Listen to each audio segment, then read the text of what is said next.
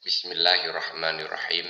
Sebelum terlelap dalam tidur di setiap malam, amalkan amalan ringan ini agar semua dosa-dosa kita diampuni oleh Allah Subhanahu wa taala, yaitu membaca la ilaha illallah wahdahu la syarikalah lahul mulku wa lahul hamdu wa huwa ala kulli syai'in qadir.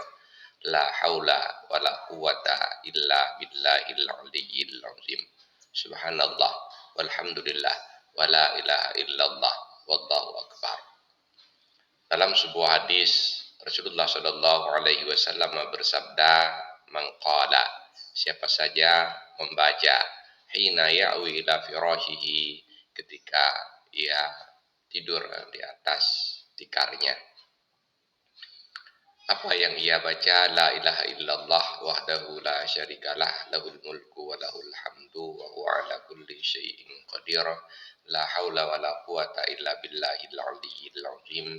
Subhanallah walhamdulillah wa la ilaha illallah wallahu akbar." Rasulullah menjanjikan, "Ghufirat lahu zunubuhu wa khatayahu wa in kanat misla sabadil bahri." Maka seluruh dosa-dosanya dan seluruh kesalahan-kesalahannya diampuni oleh Allah Subhanahu wa taala, walaupun dosa dan kesalahan itu sebanyak buih di lautan. Wallahu a'lam bishawab. Walhamdulillahi rabbil alamin.